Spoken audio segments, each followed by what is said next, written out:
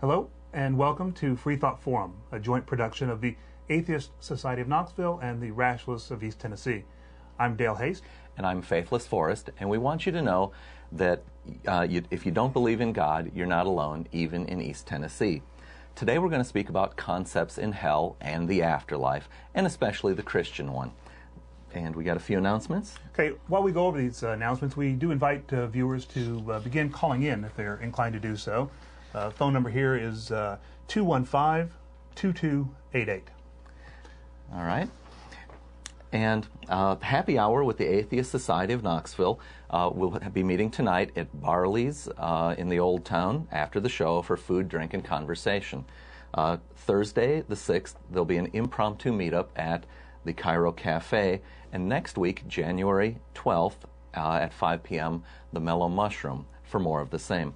Look for the silver-covered copy of The God Delusion on the table.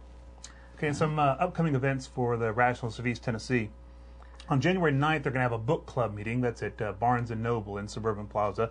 The book we'll be discussing is Society Without God, What the Least Religious Nations Can Tell Us About Contentment. It's by Phil Zuckerman. Zuckerman is a sociologist who spent a year in Scandinavia seeking to understand how Denmark and Sweden became probably the least religious countries in the world and possibly in the history of the world. While many people, especially Christian conservatives, argue that godless societies devolve into lawlessness and immorality, Denmark and Sweden enjoy strong economies, low crime rates, high standards of living, and social equality.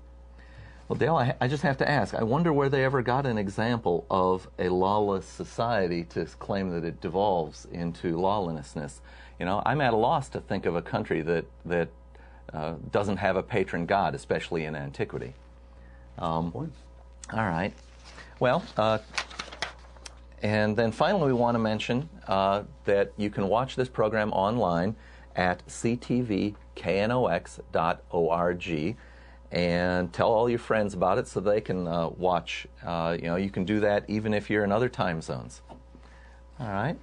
Well, we hope the viewers have had a nice time with family and friends over the holidays. And we want to talk today about a less holiday thing, concepts of hell. And we got the phone number up and encourage people to call in. And we want to maybe do a little comparing and contrasting as well between the Christian ideas and some non-Christian ideas. Okay. As we look at archaeological evidence, we see that for many years into the past, humans, proto-humans, carried on a grieving process for their dead.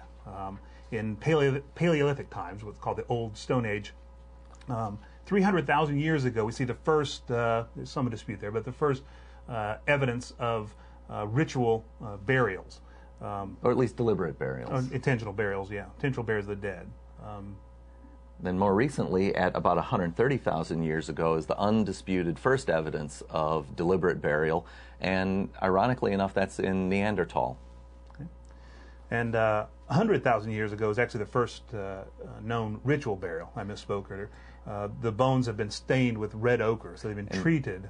And red ochre is like an iron ore pigment, and amazingly enough, it's still used, even like the red for some barns. Barn red today would be red ochre. True. All right. Well, Neolithic times ended or began about the end of the last ice age, and it is at that time we begin to see more elaborate grave goods and things like flowers that are sent into the afterlife with the deceased. So I think from that you can certainly say that by around the end of the last ice age, 12,000 years ago, a lot of humans had a concept of something like an afterlife. All right. Well, in historic times, the ancient Egyptians had elaborate practices to equip themselves for an afterlife. And I always like to talk about the Egyptian afterlife. It's kind of a good one. They imagine themselves living in an area of perpetual good harvest where they had red barley beer and fine emmer wheat bread. I guess we'd like people to call in and tell us what they think about that kind of afterlife, where it's kind of like a beautiful summer vacation all the time. All right. Moving on to the times of the Vikings, the Norsemen, they believed that only through death, brave death, in valiant battles could one enjoy the rewards of an afterlife. Faith, let's see if we can show the audience here a little bit more about Valhalla with a little bit of studio magic. All right, we clap ourselves away, and there we go. We've got a tablet that shows how the Valkyrie come and take the valiantly dead in battle off to their heaven. They enter some kind of a fortified gate. The Valkyrie are beautiful winged women, and there they enjoy a banquet hall where they're probably drinking beer again as well. I guess. So. And I think Benjamin Franklin made some assertion about beer. It was proof that God loves us, and wants us to be happy. Wants us to be happy. Made beer. All right. Well, but if we go back to the Near East, in the book of Genesis, we learn all about how the world was created, heaven and earth, but there is actually no mention of hell. Perhaps a caller can call in and tell us, when did Yahweh create hell? From the Old Testament, there is no description of an afterlife where perhaps one's souls are judged and the vast of humanity is condemned for eternity. From Moses, we hear that the savage God of the Hebrews was satisfied, off and on, with drowning every living thing, swallowing them up in the earth, or putting to the sword the enemies in this world. Let's repeat that. From the lawgiver Moses, hell did not exist. Yeah. So it's only in the New Testament where we meet Jesus, and we clearly learn about hell. So from Mistakes of Moses, one of our favorite books, we encourage everyone to consider reading this book. And Dale? I'll take over the role of Ingersoll here. I think viewers can join Faithless here in noting. He likes to note the marked physical similarity between me and Robert Ingersoll. Certainly the same hairline. Makes me believe in reincarnation. So this is quoting Ingersoll here. Moses differed from most of the makers of sacred books by his failure to say anything of a future life, by failing to promise heaven and to threaten hell. Upon the subject of a future state, there is not one word in the Pentateuch. Probably at that early day, God did not deem it important to make a revelation as to the eternal destiny of man. He seems to have thought that he could control the Jews, at least, by rewards and punishment in this world. So he kept the frightful realities of eternal joy and torment a profound secret from the people of his choice. He thought it far more important to tell the Jews their origin than to enlighten them as to their destiny. It's a little curious that when God wished to reform the antediluvian world, he said nothing about hell. He had no revivals, no camp meetings, no tracts, no outpourings of the Holy Ghost, no baptisms, no noon prayer meetings, and never mentioned the great doctrine of salvation by faith. If the orthodox creeds of the world are true, all those people went to hell without ever having heard that such a place existed. If eternal torment is a fact, surely these miserable wretches ought to have been warned. They were threatened only with water when they were in fact doomed to eternal fire. It may be that hell was not made at that time. In the 6 days of creation, nothing is said about the construction of a bottomless pit, and the serpent himself did not make his appearance until after the creation of man and woman. Perhaps he was made on the first Sunday, and from that fact came, it may be, the old couplet, and Satan still some mischief finds for idle hands to do. All right. Well, thank you, Mr. Ingersoll. All right. Well, we sent out a question to members of the Atheist Society of Knoxville and the Rationalists of East Tennessee, and we asked them about concepts of hell, and we want to share with you a few things that came back to us. From R, we've got, I can neither defend nor refute the statement, but if hell is separation from God, I'm finding it to be a gratifying habitation. So that would be the afterlife of separation from God, from R. Right. And I assume, Dale, that R means separation from Yahweh. I think so. All right. Well, let's see. We might like to actually meet some Egyptian goddesses. They're far more social and sociable than Yahweh. So, listeners, what kind of gods or goddesses might you like to see in the afterworld? I know that they're from other traditions around the world. There are plenty to choose from. Right. Faithless, if I could return for a minute to the subject of Ingersoll, I know that you, like I, are a tremendous fan of Robert Ingersoll, and I would certainly encourage our viewers, if they have any interest in seeing a very well thought out disputation of the concept of hell, they can seek out the writings and the lectures of Robert Ingersoll. I think there is no one who was a more eloquent disputer of the notion of eternal torment, eternal damnation than Ingersoll. And there simply was no topic upon which he was more adamantly opposed. It was the single biggest problem he had with Orthodox Christianity. I know that he talked about the fact that it just seemed inappropriate that the alleged sins or bad deeds of one people could be atoned for by the suffering, death, and punishment of another person. I think he thought that atonement was just such a bad idea. I agree. He also, Ingersoll pointed out that when God was in Jerusalem, in the form of Jesus, but when God was in Jerusalem, he forgave the people who killed him. But in the modern day, he will not forgive his enemies who disbelieve in him. And so he wonders why was God so generous then and so vicious now? I guess that's right. Forgive them, Father, for they know not what they do. Right. And yet we must have absolute faith now, or suffer eternal punishment. Right. And I'd like to point out something that I believe that I think Ingersoll was a great adherent to as well, and that is the idea that almost every Christian I think I've ever met seems like a thoroughly decent person to me. That they are far better than their creed. Their creed, which calls for those who don't accept the evidence that they've been shown, they don't accept that as valid, that those people will be doomed to eternal torment. That is a horrible creed to believe in, and yet the decent Christians of Ingersoll's day and today. Well, we've got a caller here, Dale. Let's bring them on. Sure. Yeah. All right. Hello, caller. I'm Faithless Forrest. Can you give us a name or a nickname, please? Yes, I'm Sherry. All right. Well, thank you for calling in. And what can you tell us about concepts of hell, or do you have a comment or question for us? Well, you keep mentioning this person named Ingersoll, and I'm not familiar with him.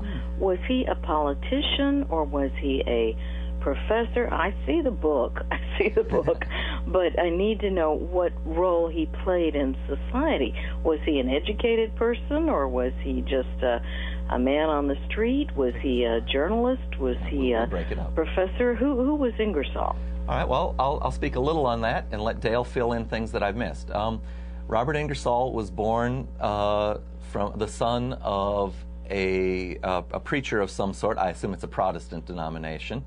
And his father was rather well ahead of his time, and he was very anti-slavery. That actually caused them to be unpopular, and so they moved around a lot. I know eventually Ingersoll began practicing law in, I think it's Illinois. He was in Illinois.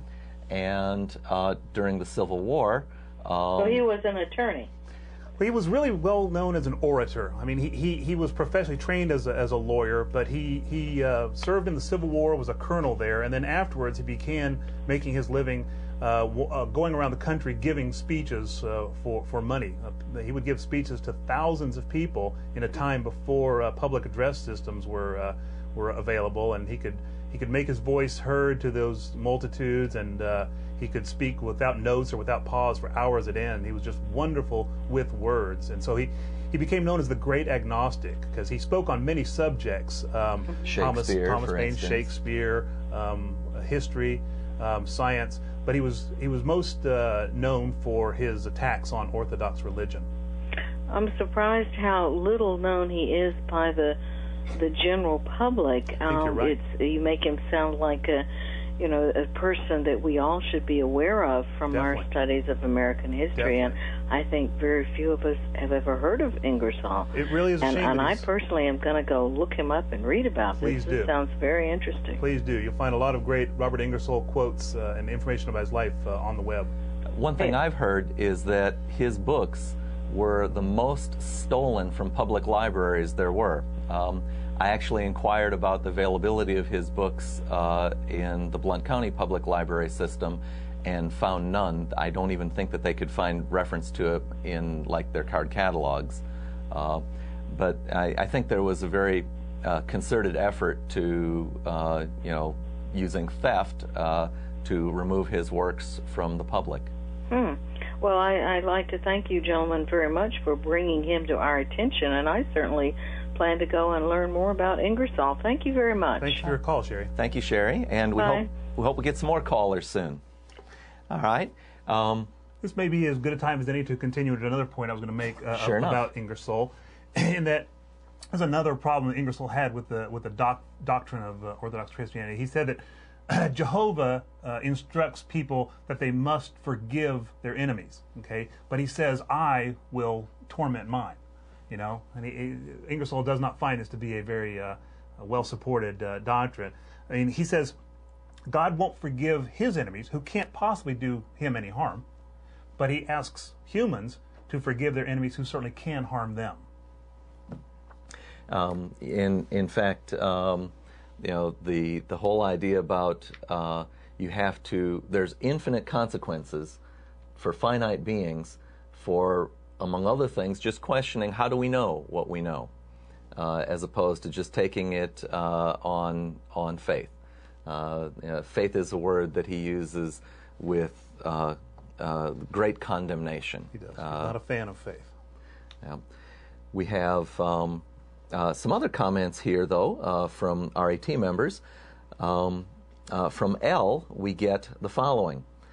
I think hell is only living half a life here on earth.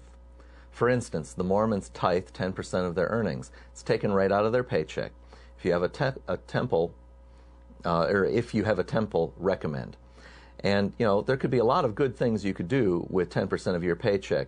They're not allowed to drink tea, coffee. I believe they're prohibited to have anything with caffeine in it. They have to be virgins before their marriage, and consequently they have a sex life with a lot of hang-ups. The role of women in the church is very much a Madonna whore kind of thing. The Mormon church is extremely homophobic. In fact, we know that they were funding the anti-Proposition 13, I believe it was, in California. Prop 8? It may have been Prop 8. Yeah. They're meant to be so frugal that, they're driving old cars that fall apart. So they deny themselves a lot of good things on earth, and for what we as atheists believe is an afterlife that never comes. All right. I'd also like to point out something that I feel strong about, and that is I appreciate the fact that there are many modern Christians, and there in fact have been Christians throughout the ages, who do reject the idea of eternal, irrevocable damnation. There are people who believe in what's called universalism. Universalism being the idea that if there is to be a judgment, that all will be saved. And I definitely find that to be a much more palatable doctrine to believe in than the possibility even of eternal damnation, eternal torment. Well, to quote our friend Ingersoll, he talks about how the greatest thing humans create is a good God, and as time goes on, God becomes less and less savage. Right, that's true. The problem for them is that their book, of course, doesn't evolve. True. All right, we have another caller. We'll bring this person on. Hello, caller. This is Freethought Forum. I'm Faithless Forrest. Can you give us a name or a nickname? Yes, this is Phil. Hello, Phil. Thank you for calling. And how can we help you today?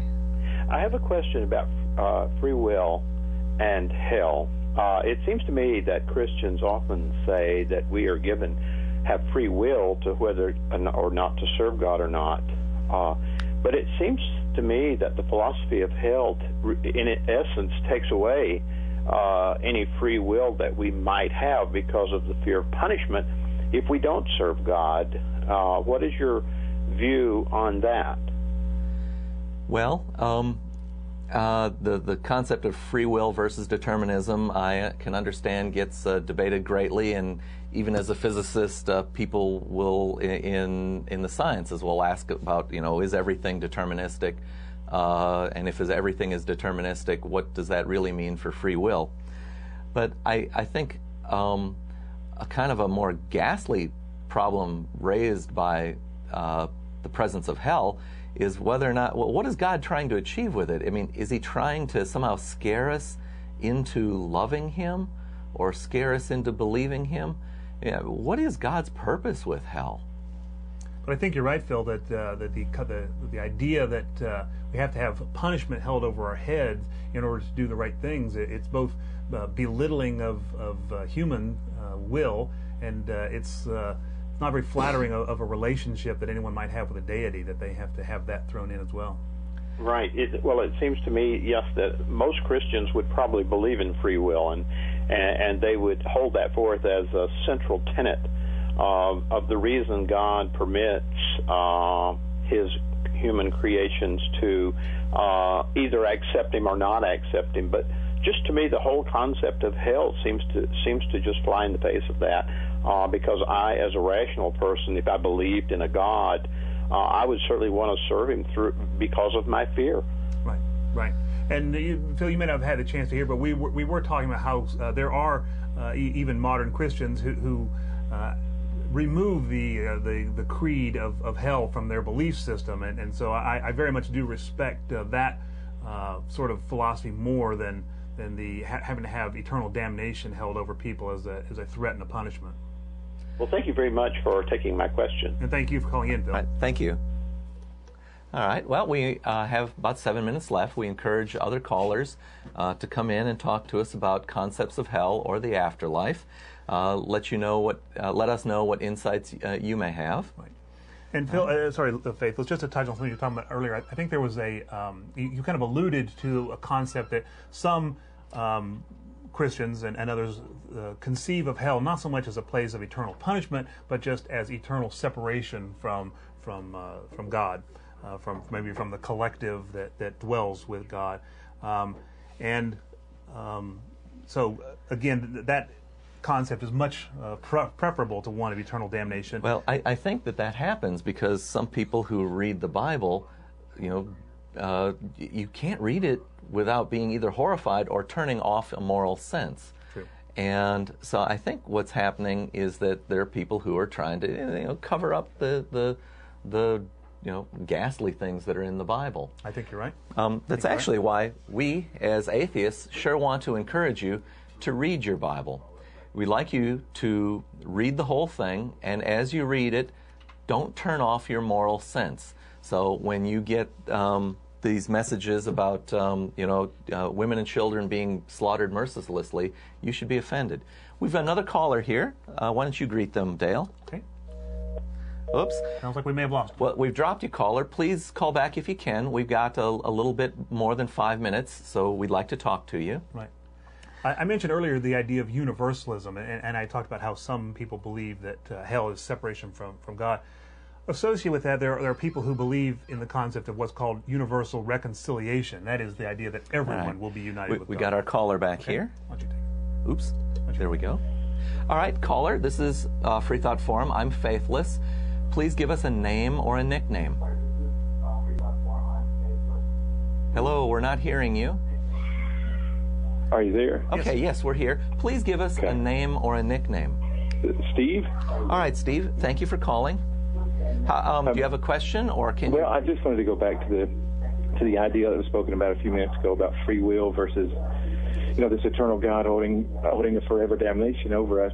I think one of the struggles that a lot of folks who wrestle with this have is that the beginning of that idea that God has was not to have an eternal damnation, is to scaring people, mankind, into a relationship with him.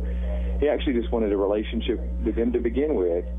And, most folks would say, well, then was hell a second idea? Was it a plan B? I don't know if you could call it that. But I think what originally the idea that I understand from the scriptures to be is that God just said, I've created you for a relationship with me. And that's what I want you to choose. And so when free will comes in, it's a matter of saying, this is what God wants, is for us to choose him. And so I know that's a hard concept to grasp, But I think the other side of that is we kind of get a skewed view of this being, scared into a relationship with God, and ultimately that's not how the relationship began, the way I understand the Bible to read. And so I just wondered if maybe that idea or thought was something that you guys had wrestled with, that the beginnings of this was a relationship that this God wanted. Well, if God wants us to make one choice, then does not making that choice have ramifications?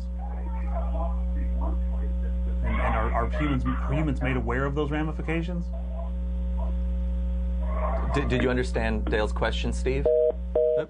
Okay. Well, yeah, I don't know. I don't find the argument that we're free to make this choice, and yet we're also aware of what the ramifications of not making that choice are. I don't follow that argument very well. Sometimes I've heard the idea of the "love me or be damned" argument is that of an abusive husband who says he really loves his wife, wants her to love him back, and she doesn't bend to his will and like that. He hunts her down and kills her. Those are the actions of a psychopath, and we rightly recoil in horror from things like that. And we should not grant a deity any more leeway in those sorts of actions than we would someone on earth. Yeah, in fact, a kind of question, a moral question that comes up is, if a deity asks you to kill someone, and someone who was innocent, Yahweh asked that Isaac be sacrificed by Abraham, what's the right response? And I, as an atheist, would say to this deity, maybe it's just this imagination in my head, that no, I'm not going to do that because that's not right. I have a clear moral sense. Right, I would agree. All right.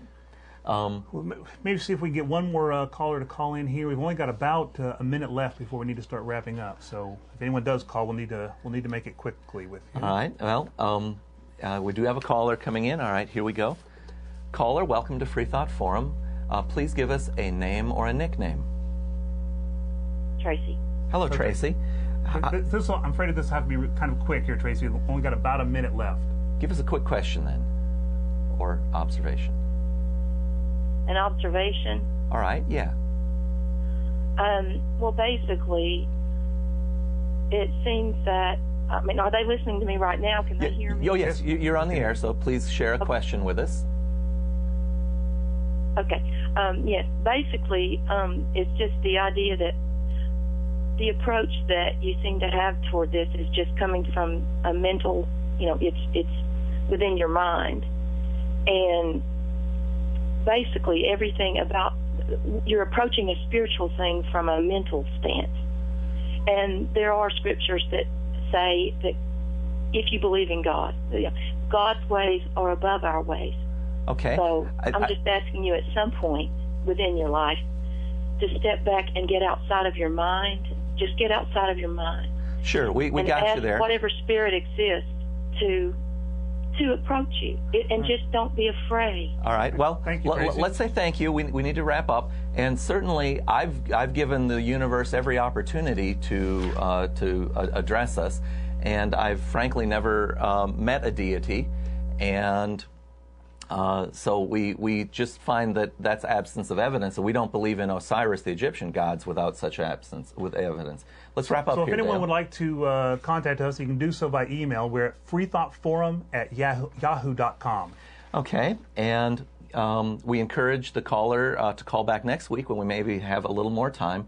This has been Freethought Forum with Faithless Forrest. And I'm Dale Hayes. And we want to say thanks to Larry and Sam and the staff at CTV for their help, and to all of our callers. And Happy New Year, everyone, in 2011. Thank you.